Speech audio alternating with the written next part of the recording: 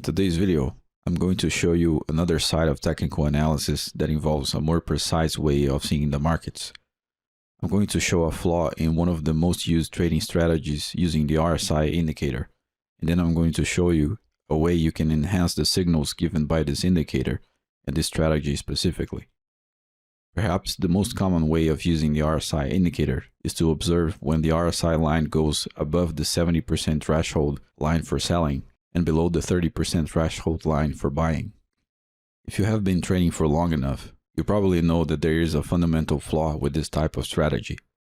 The problem is that once the RSI line goes outside the 30% or 70% thresholds, price can still keep going in its current direction, and that will obviously create bad signals in the strategy.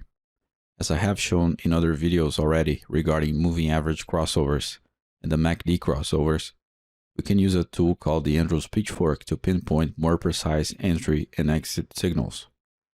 In the context of this particular strategy, we can use the pitchfork to have a better idea of when price is indeed going to stop and reverse direction. In this first chart, we can see an example of a bad sell signal given by the RSI. Notice that when the RSI line goes above the 70% threshold line, that indicates the sell signal. Price is still far away from reversing to the downside. This happens sometimes because the RSI distorts price action in order to display it in a sideways oscillation. So sometimes the RSI will signal that price is near a reversal while it's actually in the middle of the movement. This is the same flaw that allows for the existence of divergence, which is a good thing. Here's a situation where we can employ the Andrews pitchfork to enhance the bad signal given by the RSI. Notice that in this chart we have very well defined major highs and lows before the alleged reversal to the downside that is pointed out by the RSI indicator. If we plot an Andrews pitchfork in these major highs and lows, we'll notice an interesting effect. Observe that price continues to rise after the sell signal given by the RSI, and it does until it reaches the center line of the pitchfork that was drawn using the last major highs and lows in the chart. The moment price touches the center line of the Andrews pitchfork, it immediately reverses to the downside. This is a 4-hour chart, so there is about 80 pips of difference in the entry given by the RSI and the entry outlined by the Andrews pitchfork. That represents an enormous difference in the risk management parameters of any trade. Notice how bad your entry would be if you had relied only in the RSI entry signal. Price would continue going up for a while, and when it reversed, the first leg of the reversal would return roughly to the entry point of your trade. That's very poor entry precision, and that's exactly the sort of thing that will destroy your chances of long-term sustainability in the markets. In the second example, we can see that the RSI creates progressively higher lows while price action creates lower lows, which indicates a situation called bullish reversal divergence.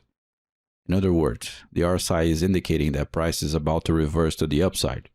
However, here we can see one of the problems with divergence as well. It can keep going for a while before price actually reverses direction. Notice that in this chart we also have pretty well defined major highs and lows if we look at the broader perspective. We can follow the same rationale from the last example and plot an Andrews pitchfork in the major highs and lows that precede the appearance of the divergent signals below the 30% threshold line. You notice that price reverses direction only after it meets the center line of the Andrews pitchfork. In the two first arrows, price fell short of the center line by a few pips. If you like what you're seeing in this video so far, don't forget to support the channel by clicking the like button, subscribing to the channel, and also sharing the video with your trading community. To finalize the video, I want to show you a third example of this situation regarding the Andrews pitchfork and the RSI indicator. Remember also that we can find these situations with many other indicators. I have made a video already explaining this relationship regarding moving average crossovers, which you can check out by clicking on the card on the upper right corner of your screen. And I also made a video explaining how the Andrews pitchfork works in relation to the MACD crossover.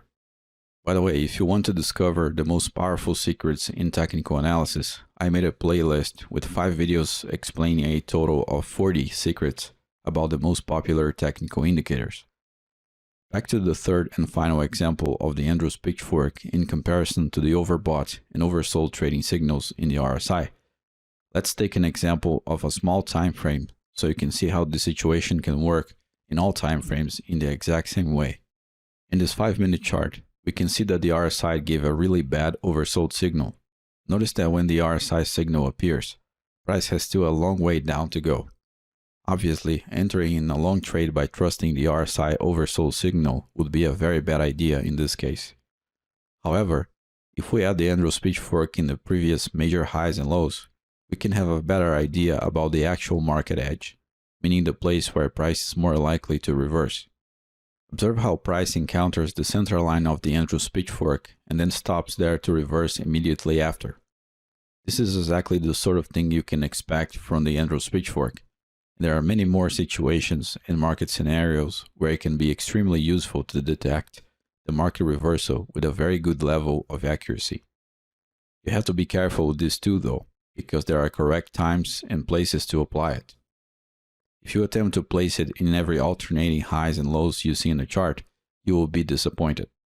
In other words, there is a correct way of applying and using the Andrews pitchfork, and it depends on a number of different factors. I hope you learned something new and useful with this video.